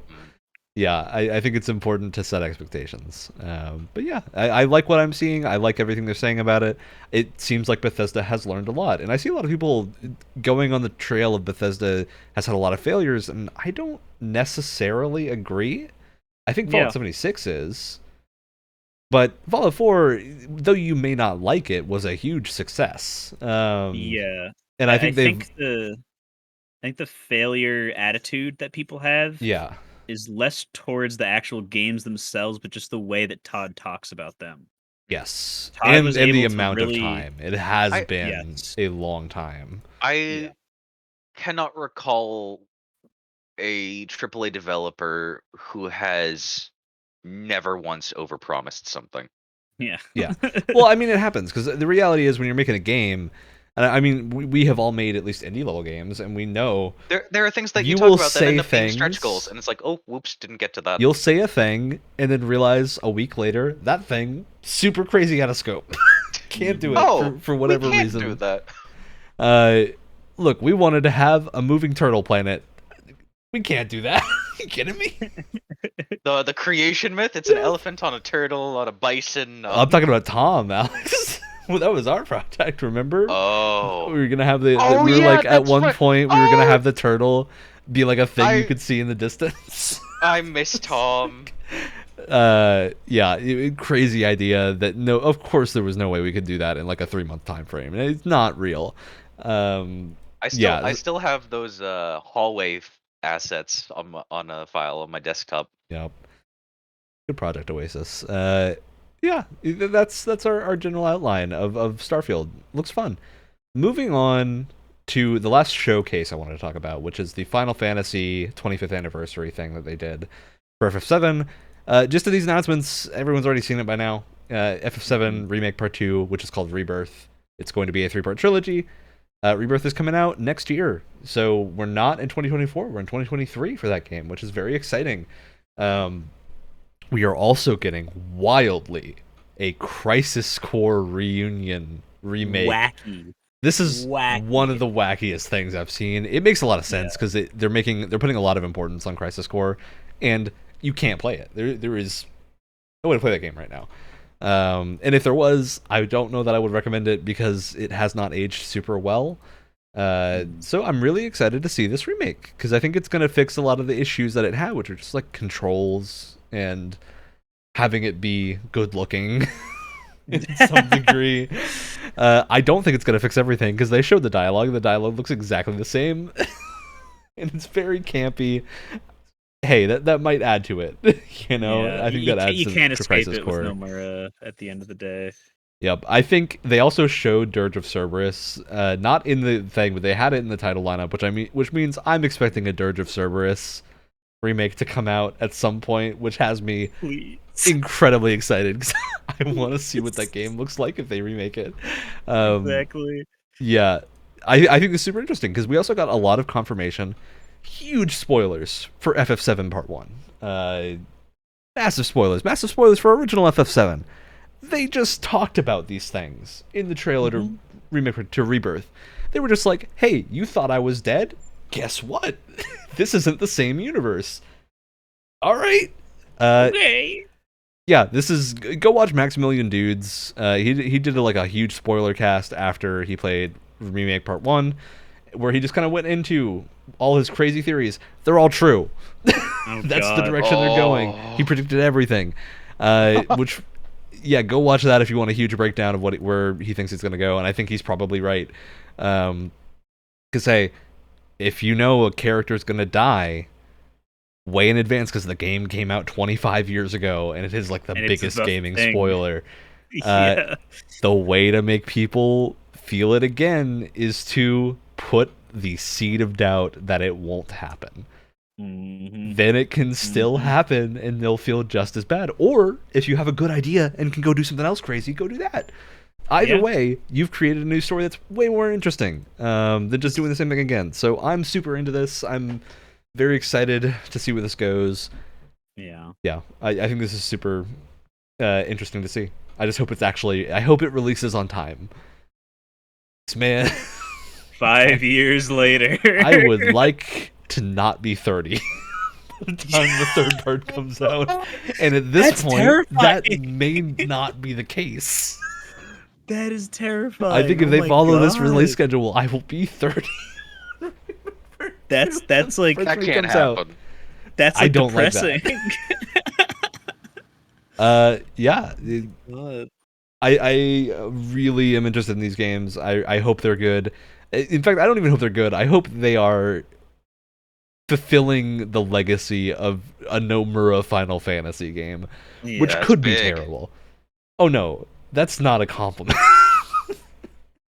I am hoping they deliver on the wackiness that Nomura is known for. Because I don't care if these games are good. I just want them to be good enough to make me play the whole thing. That's enough good for me. The rest I just want to be whatever wild thing comes out of this team creating these games. So I want to go on a wild ride because we don't have a lot of trilogies in gaming right now. We don't have a lot of through-line stories that are long term and going over a long time. So having one that is we don't know what the endpoint is really fascinating. So yeah, it's exciting. Long-term storytelling. Great. All right. Moving on to the last topic for today, which is the PlayStation Plus Premium and Extra. It's live. You can get it in North America and most of the rest of the world. Not all of it, but most of it. And I wanted to talk about this because we've been pretty iffy on this. There's some good games in this list. Sell me, Ryan. Sell me. Make me want to get this. For very specific people. Let me attach that moniker. That's why I asked. Because there's a lot of older games, and I think there's a lot of the thing that's actually enticing to me as a person who's a game developer is that there's a lot of games on this list that I would never pay money for. I would never buy these, like Balan Wonderworld. I would never buy that game. God. But I could play it. Wait, they're actually offering that Balan Wonderworld is an extra. Yeah, you can get Balan Wonderworld, you can get Bound by Flame, which is a cool game. You can get Bound, which is a really cool like adventure journey style game. You can get a lot of fun racing games are on this. Origami. Bound by Flame, Bound. Can you get by Flame? You know what? Let me see if there's a game called By Flame. There might be. No, but there is Bubsy the Woolly Strike Back. Wait, you said you can. Wait, you said we can get Origami on this? Yeah, Origami's on this. The original. Batman Arkham Knight is some other good stuff in that list. The things that had me interested is Ease 8 and 9 are both on this list. Those games have never gone on sale for like less than $35. Those are big deals if you're into that type of game. A lot of Koei Tecmo games are in this list, specifically Koei Tecmo games that have not gone on sale in the last 2 years. Dynasty Warriors 8 Empires, which is a super unique game where you like have to take over. Dynasty Warriors Empires is essentially regular Dynasty Warriors, except the goal is to take over China in like this randomly generated game with a ton of events and whatnot, and you like create your own character to be in that time period. Super cool, crazy expensive. I've never played one because they're always full price and ludicrously expensive. To see them on this list is really good because that is like, hey, I could pick this up, play it for a month, and be good. Tearaway Unfolded, really good game. A lot of fun indie games are on here, like Artful Escape is one of the really cool ones. Oh, yeah. Surge 2, The Missing, J.J. Macfield and the Island of Memories is another game I've been really interested in playing, just haven't picked up. So a lot of games on here that I am personally pretty interested, and I think that might grab a lot of other people. Another big one, Romance of the Three Kingdoms 13. Crazy cool, grand strategy game about taking over ancient China in the Three Kingdoms period. Game never goes on sale. It's like $200 to basically get access. Is to that the game, because it's like is a that crazy because expensive it's thing. is that because it's like a train simulator amount of DLC? Yeah, it's got a ton of DLC about specific things. I don't know if this includes a lot of it, but either way, the base game is very expensive.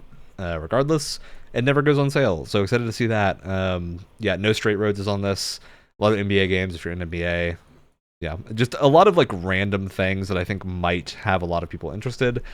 But I think the bigger your PlayStation library, the worse this is. And my PlayStation library is mostly the first party titles and PS Plus games, so a lot of these are things I don't have, which is pretty interesting. So yeah, I think there's a lot to like in this. I'm interested to see how crazy this gets. You can get Fire Pro Wrestling World, Brett, in this deal. So Get it just for that. Do not get it just for that. It's probably not a good idea. Oh, I own Fire Pro Wrestling. I've played that before. To the ethereal fourth party that we are talking to in the audience, do not get it just for that. Stuff like Greedfall, God of War, Ghost of Tsushima, Director's Cut, a lot of new versions of games. So I think Extra, which is only about, I want to say like $3 extra a month. It's not the big one, $2 or $3 extra. Is an interesting proposition to me because it has a lot of PS4 and PS5 games that I haven't gotten to play and are pretty cool.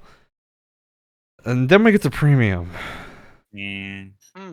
Premium is super weird because the PS3 library is really good, but they're only streaming. So your mileage is going to be very variable based on how your internet speed is. And I've heard PlayStation Now is one of the better streaming things that there is. It tends to work more. I've streamed from my PlayStation 4 to my Vita before, and it worked totally fine. So I think it's probably less bad than most cases, but the big negative to the PlayStation Plus Premium thing, a lot of these games, they don't have their DLC included. Which, because this is the PS3 era, there are some really good games on this list that you just can't play the DLC of. And it's not that you can't buy them. Like, you can't get it. There's no way to include it. To my knowledge, that might have changed. There could be a way they changed this in the last time, but I have not seen anything about that. The big example being Asura's Wrath, which is a super cool game, but the ending to that game, like the proper ending, is DLC. And so, super worried that it doesn't include that. Yeah. I think that is like a huge bad thing about this. But it does include 2 whole trilogies of Atelier games. They're the good ones, too. You get the Atelier Dusk and Mysterious trilogy. Or not Mysterious, the Dusk and I don't know what, Arlen trilogy. That's what the 2. And those are really good games. Infamous games are on here, both of them really good. I want to say Okami's on this. Okami's not on this. That's a shame. Okage is on this. I think Okami might be on Game Pass. I don't know. Okami's on a lot of things. Okami's dirt cheap. Just go buy a copy. You should just play Okami. You'll be playing it for like 5 months. There's so much game in You Okami. do get Wild Arms 1 and 3, not the others. All right. That's like one of the best ones and the worst one. So that's interesting. I do not like 3 at all. I think 3 is the worst out of all 5. As the one I would be interested. Played all 5. Actually, those ones you can download. They're not streaming, so you can download Wild Arms onto your PS5. Yeah, because that's PS1 and PS2. Yeah, PS1 and PS2 are emulatable, but there's not a ton of games from the classic library. That's like the weird thing here. The classic library is relatively small, and a lot of it is not emulatable and is just streaming. There's a lot that is emulatable, and those are probably your better bets. But yeah, stuff like Infamous is going to be streaming, which is a shame. Yeah, that's the thing. That's the thing is that this will copy of Wild Arms 5 here. My God. This is a birthday present that friends had to pull together over $100 for, because that's how much the game is. Yep. You can't play this on anything officially. So this was my hope for this, is like, finally things like I don't know, like all the Suikoden games and Arc the Lad and Wild copies Arms of original Metal Gear games and whatnot that you can't find anymore because they're crazy expensive. Yeah, I mean there is some cool stuff on here, like MX vs ATV games are on this, and those are great. Metro series is on this. There's a lot of good stuff in the premium library, but I think the streaming primarily for PS3 games is just a weird. Yeah, I get it. I get that they're just not gonna put the work in to make it not streaming. They're just not gonna do it. But I at least would like them to put the work in to be able to like finish Asura's Wrath, please. Yeah, for the DLCs, and at least like I think it's safe to say that they'll add more things over time. Yeah, I like this is like they need a big library to start off as to even like think about competing with Game Pass, and that I understand. But like there's still like there's some pretty big gaps where licensing is not the problem. Like copyright is not the problem here. It's just they have to port it, basically. They have to get it on the emulation software that they have, which hopefully, that's not a slow going process, so that people can actually play the games that, maybe they hadn't played since their PS1 caught on fire and exploded when they were 10 or something, and they haven't gotten a copy since because a copy of Xenogears is like $90 or something, and they never had enough money or didn't care. Like, I don't know. So stuff like that has got to come eventually. It just matters when they do it. If they take a really long time, I could see people getting really like not even mad, but just like totally mellowed about this, and just like nobody buying it, which would be pretty depressing. It's also there's been so little fanfare about this. Yeah, seriously. It's like I had to go out of my way to find the list of games on this, which is crazy. Exactly. Like, yeah. I don't know. I think Extra is pretty tempting just because all the extra games are things you can download, and it's a ton of indies, a ton of stuff that a lot of people may not have, like the Killzone games that are on PS5. Knack. Knack 2, baby! Hey, it doesn't include Knack 2. No Knack 2 for you. Worst service ever. No one buy it. Bizarre decision. Yeah, I think this is a weird situation of like, I can see value in bumping up to Extra, and if it was not the limitations that are on Premium were not on Premium, I would probably get the Premium. The other big thing is just like there's so many games services right now that I think most people will not have time to play this many game services worth of things.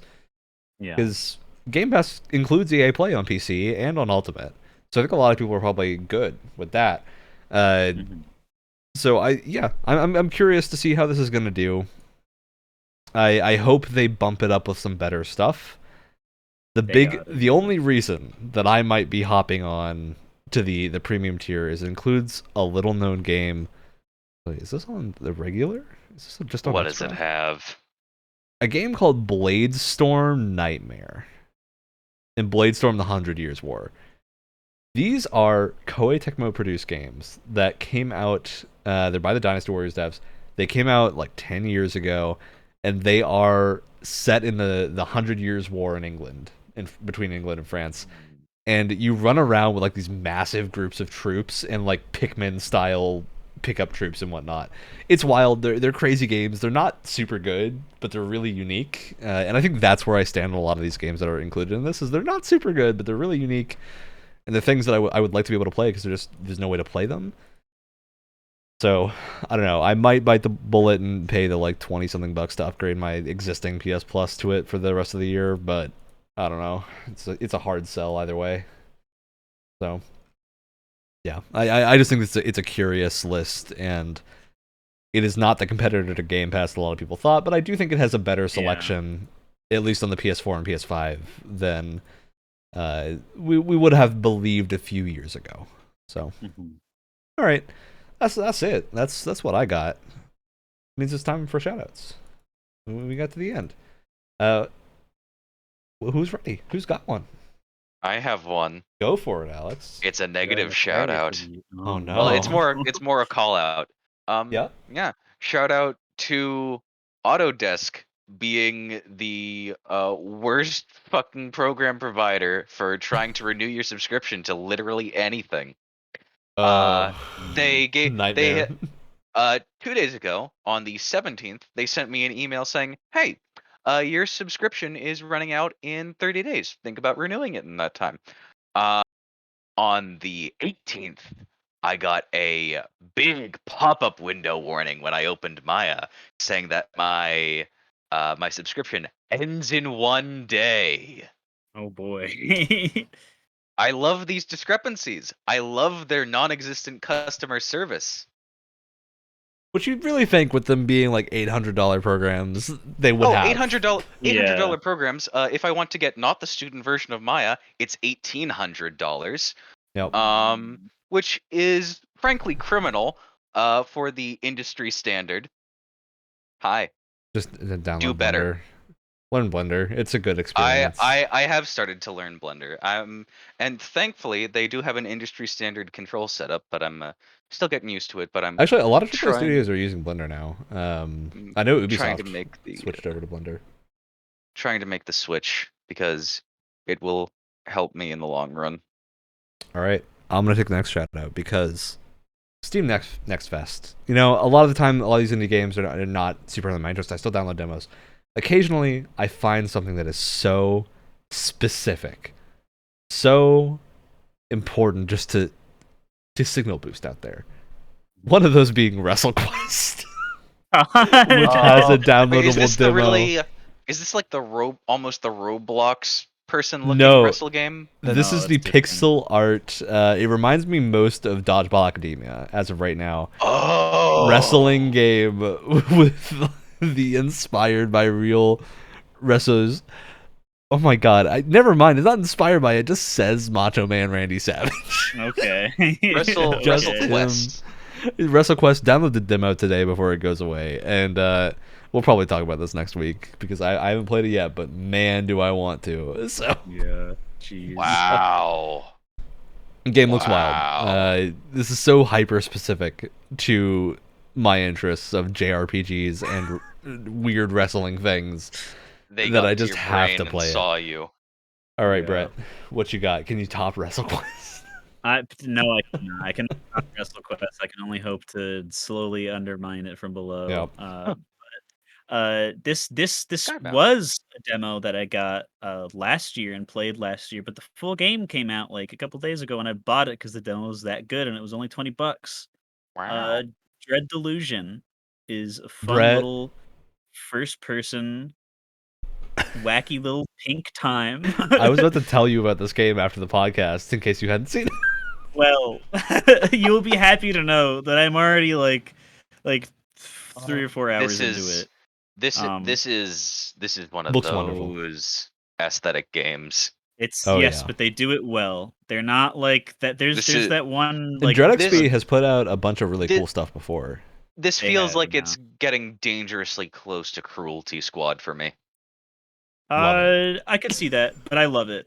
Because they know exactly the console like aesthetic that they're emulating, and they're not like I forget the name of it, which Shying away is from it. probably good for their case. But there's that one like GoldenEye 64 kind of love letter game that just listen. I understand the love letter, but you're doing it all wrong because you should not have like Unreal Engine 12 lighting on a low poly N64 game. That is not what those games used to look like, and it looks really Oh, weird. that's This a game does map. it right. And my God, it is huge. It's super open. It's really reminding me of like that System Shock 2 style of just like here you got your stats and your little story, and you just kind of go. Yeah.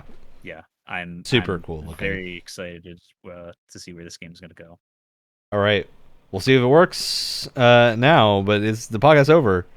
Tuesday morning, 7 a.m. Eastern Time on the podcast platform of your choice. Are you guys hearing the music? Yes. Yeah, the music All worked right. now for some reason. No, I figured I was wrong. It was Elgato reset my audio devices for some reason. So put them all right back on the correct one. But that's it. That's the show. We'll be back next week. Oh, I need to say something shocking before we cut.